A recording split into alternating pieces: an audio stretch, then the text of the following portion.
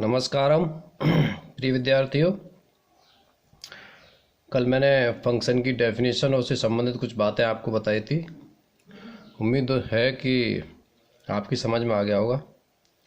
आज मैं फलन के प्रकार के बारे में बात करूंगा और उससे पहले थोड़ा सा ये भी बताना चाहूँगा कि देखिए फलन एक मशीन की तरह किस तरह काम करता है। देखिए फलन जो है, मैंने यहाँ पर एक मशीन बनाई है, ये मशीन की तरह काम करेगा। फलन कैसे? मैंने यहाँ पे इनपुट डाला है, इनपुट एक्स एक्स एक्स डालते हुए एक्स क्यूब हुआ और फिर ये आगे बढ़ता जा रहा है प्रोसेसिंग के थ्रू और यहाँ पे +2 मैंने ऐड कर दिया है। तो जो बाहर प्रोडक्ट निकल करके आता है, जो आउटपुट आता है वो 3x³ + 2 हुआ। 3x³ + 2 ये fx कहलाता है, y भी कहलाता है। इसी को यूनिक प्रोडक्ट भी कहते हैं। अब मान लीजिए मैं एक दूसरा एग्जाम्पल लेता हूँ, y = 3x + 2 है, जहाँ पर x एक सेट है आपका जिसमें वैल्यू -1 0 1 2 है। तो यहाँ पर हम देख रहे हैं कि हमारा जो इनपुट है वो ये है आपका -1 0 1 और 2, और इसके थ्रू इस मशीन के थ्रू जा करके जो आउटपुट निकलता है वो आपके ये निकलता है -1 2 5 और 8। तो इस ऑपरेशन में ये इनपुट जो आपका है स्वतंत्र है और ये आपका परतंत्र है आउटपुट। तो ये इंडिपेंडेंट है, ये डिपेंडेंट है। तो इस तरह से आपने देख लिया कि फलन जो है कि मशीन की तरह भी काम करता है। अब आप देखेंगे फलनों के प्रकार।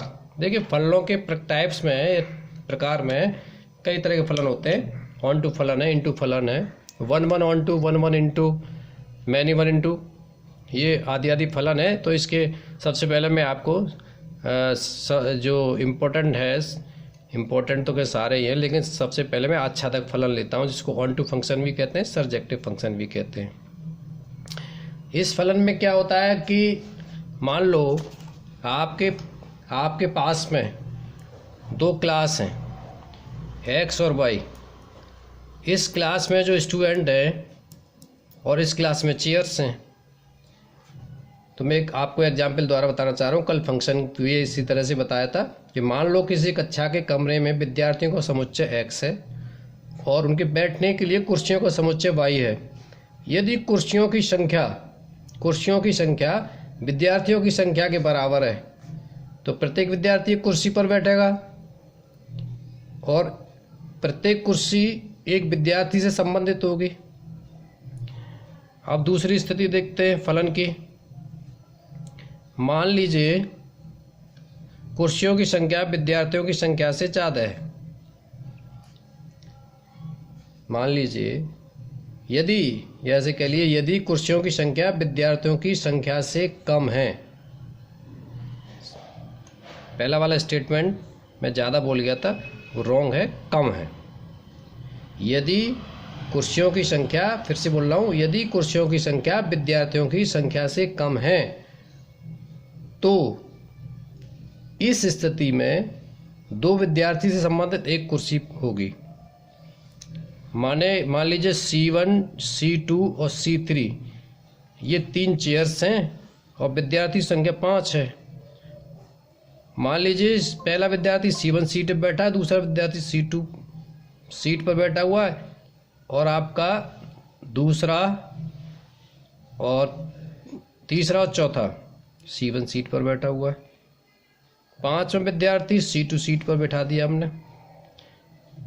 तो ये वाली स्थिति भी आपकी, कोई भी यहाँ पर चेयर आप देख रहे हैं खाली नहीं है, चेयर कोई भी खाली नहीं है। तो फलन की ये वाली स्थिति भी ऑन टू कहलाएगी, ऑन टू।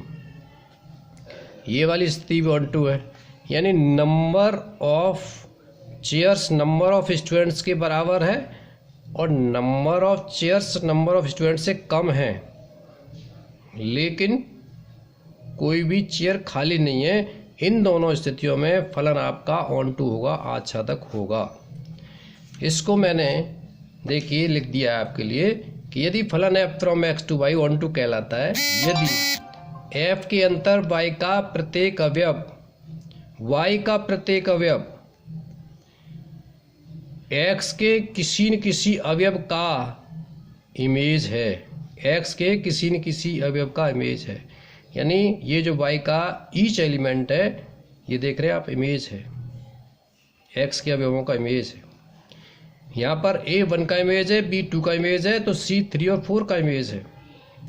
ये क्लास ऑफ स्टूडेंट है, क्लास ऑफ चेयर्स मान लें हम, तो C जो इमेज है यानी C जो सीट है जिस पर 3 और 4 बैठे हुए हैं, तो 3 4 की इमेज हो गई, B2 की इमेज हो गई, 1 की इमेज क्या हो गई, A। तो जैसा कि आप जानते हैं, मैंने आपको बताया था डोमेन, कोडोमेन और रेंज के बारे में। तो डोमेन जो होता है वो क्लास X के सभी अवयवों का सेट होता है, तो कोडोमेन क्लास Y के सभी अवयवों का सेट होता है, और रेंज जो होता है वो केवल उन्हीं अवयवों का सेट होता है जो केवल और केवल इमेज होते हैं। किसकी इमेज होते हैं? X के एलिमेंट्स की। तो यहाँ पर आप देख रहे हैं कि कोई भी एलिमेंट Y में ऐसा नहीं है जो खाली हो या इमेज ना हो। 3 एलिमेंट हैं, तीनों के तीनों इमेज हैं। तो ऐसी स्थिति में यहाँ पर डोमेन, कोडोमेन और रेंज दोनों बराबर हैं। इसलिए याद रखना कि फलन की रेंज इस स्थिति में जब फंक्शन आपका ऑन टू होता है, फलन की रेंज और फलन का कोडोमेन दोनों बराबर होते हैं, दोनों इक्वल होते हैं। बात आपकी शायद समझ में आ गई होगी। अब मैं एक एग्जाम्पल 1 फंक्शन की तरफ बढ़ता हूँ। इसे इंजेक्टिव फलन भी कहते हैं, एक ही फलन भी कहते हैं। इसमें क्या होता है कि यदि प्रत्येक स्टूडेंट को इंडिपेंडेंट सीट मिली है या प्रत्येक एलिमेंट की इमेज इंडिपेंडेंट है, तो ऐसी वाली फलन की स्थिति 1 फंक्शन कहलाती है। यानी एक फलन f from x to y 1 कहलाता है यदि f के अंतर्गत x के विभिन्न अवयवों का, x ये सेट मान लीजिए, x के भिन्न अवयवों का, भिन्न माने ये A1 A2 A3, इन अवयवों का प्रतिबिंब भी भिन्न हो, B1 B2 B3 यानी भिन्न हो गए ना प्रतिबिंब। A1 का प्रतिबिंब B1 है, A2 का प्रतिबिंब B2 है, A3 का प्रतिबिंब B3 है, यानी इमेज B1 B2 B3 है, तो यह भिन्न इमेज हो गई। तो ऐसी स्थिति में हम ये कह देते हैं कि A में भिन्न अवयवों की इमेज, A के भिन्न अवयवों की इमेज B में मौजूद है। या ये कह लीजिए A में भिन्न अवयव B में भिन्न इमेज रखते हैं। उल्टा भी कह सकते हैं कि B के अवयवों की प्री इमेज A में अगर है मौजूद, तो ऐसा फलन आपका 1 फलन कहलाता है। चलिए मैं एक एग्जाम्पल द्वारा आपको इसे समझा देता हूँ। देखिए ये मैंने उदाहरण लिया है, उदाहरण नहीं, क्वेश्चन नंबर 5 है। यहाँ पर उदाहरण के लिए रूप में काम करता है। विविध प्रश्नावली का है। ऐसे कह रहे हैं कि सिद्ध कीजिए कि f(x) = x³ द्वारा प्रदत्त फलन f from R to R एक है, यानी 1 है। तो देखिए यहाँ पर जो ये है ना, पहले इसे समझिए। ये जो पहला R है ये डोमेन का काम करता है, दूसरा वाला R जो है कोडोमेन का काम करता है। अब हमें 1 प्रूव करने के लिए मैथमेटिकली कैसे करते हैं कि हम कोई 2 एलिमेंट मान लेते हैं इसके डोमेन के। डोमेन क्या है यहाँ पे? ये वाला आ रहा है। तो हमने x1 और x2 कोई 2 एलिमेंट मान लिए, तो कोई 2 अवयव मान लिए, और इस प्रकार माना कि f(x1) बराबर f(x2). अब आप यहाँ पर देख रहे हैं f(x) की वैल्यू क्या है? x³ के बराबर है, तो f(x1) आपका x1³ हो गया। इसी तरह से f(x2) x³ के इक्वल हो गया। अब मैंने इसको इसको ऐसे भी लिख सकते हैं, x1³ माइनस x2³ = 0। इसके फैक्टर कर लिए a³ माइनस b³ वाले फॉर्मूले से, x1 minus x2, x1² plus x1 x2 plus x1² आ जाएगा यहाँ पर, x2², ये आ गया। अब ये इंटू b = 0 होता है, तो या तो a बराबर 0 होता है या b बराबर 0 होता है। तो मैंने ले लिया x1 माइनस x2 = 0, तो यहाँ से x1 = x2 आ गया।